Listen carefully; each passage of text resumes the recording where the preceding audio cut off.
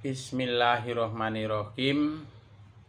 Tombo teko loro lunga, artinya obatnya datang, penyakitnya sirna. Kata-kata tombo teko loro lunga itu boleh diganti dengan menggunakan bahasa daerah Anda masing-masing, diganti dengan bahasa Bapak orang-orang yang dari Medan ya monggo, terserah. Pokoknya artinya tombo teko loro lunga itu obatnya datang, penyakitnya hilang semua.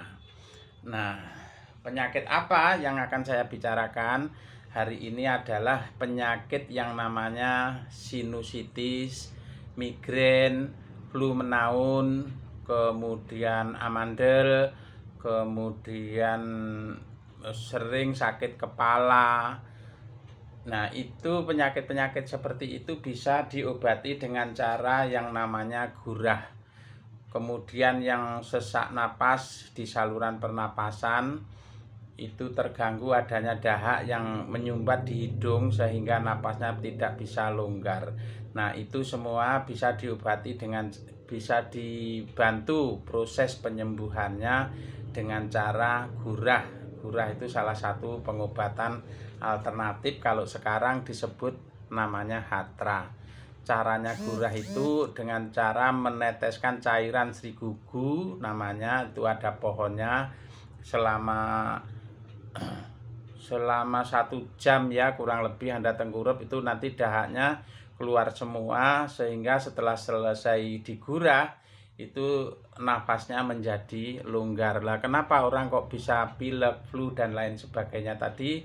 Itu semua penyebabnya adalah karena imunitasnya menurun, kecapean, akhirnya pilek ya. Nah, pilek itu sendiri alergi itu belum ditemukan obatnya, tapi insya Allah mudah-mudahan dengan cara digurah itu sudah banyak contoh-contoh orang yang saya lakukan gurah akhirnya tidak flu menaun, tidak sinusitis dan lain sebagainya. Kemudian untuk gurah sendiri harus dilakukan oleh ahlinya. Nah, yang terpenting buat teman-teman semua yang nggak boleh digurah itu satu, orang-orang yang sakit jantung, sakit paru-paru, sesak napas karena jantung, sesak napas karena paru-paru, itu pantangan ya, jangan sampai melakukan gurah, nanti bisa berbahaya untuk kesehatan Bapak Ibu semua. Jadi si ahli gurah itu sendiri juga harus bisa nih menentukan sesaknya karena apa? Apa karena jantungnya, apa karena paru. Nah, yang boleh digurah itu sesak karena gangguan saluran pernapasan yang ada di hidung. Nah, ciri-ciri sinusitis itu misalnya kalau tidur miring ke kanan gini, itu mampet, sini mampet. Kemudian tidurnya pindah miring ke sini, yang sini mampet. Nah, itu yang seperti itu yang boleh digurah. Tapi kalau sesak kemudian dadanya ini sakit sampai tembus belakang di skapula atau belikat, itu jangan sampai gurah. Kemudian sesak disertai dengan batuk, itu menunjukkan bahwa paru-parunya yang bermasalah gitu ya, jangan gurah. Ya, artinya tidak semua orang itu boleh digurah. Nah, yang boleh hanya yang gangguan sesak napas karena hidungnya mampet. Nah, itu boleh gurah.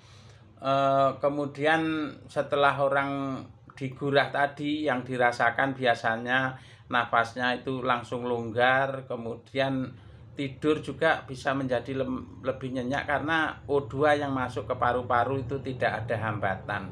Nah, ketika orang tadi sesak napas, hidungnya mampet, ya itu repot, itu nggak bisa napas. Itu harus dilakukan dengan cara gurah. Nah, tadi saya katakan bahwa alergi itu belum ada obatnya sampai sekarang. Nah, caranya bagaimana supaya tidak pilek lagi? Jadi setelah gurah tadi ya, misalnya jam 10 pagi berjemur. Ya, pola makan dijaga yang teratur, kemudian jangan terlalu capek ya. Makanya belajar bisnis yang enggak capek, yang bisnis yang makan nguras tenaga itu sudah mulai pelan-pelan dikurangi, dan nanti belajar bisnis yang tidak capek ya. Bisnis yang tidak capek itu apa? Ya, salah satu contoh bisnis jual kartu ion Ziok. Nah, itu nanti akan saya ajari bagaimana tata caranya. Saya tidak menceritakan di sini, yang jelas sudah saatnya kita belajar bisnis online.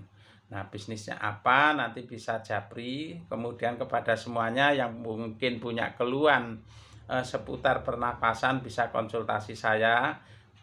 Terus Japri boleh, silakan, saya siap menyampaikan apa ilmu yang pernah saya pelajari untuk Bapak Ibu semua se-NKRI. Terima kasih. Tombo teko loro lunga. Alhamdulillahirabbil alamin.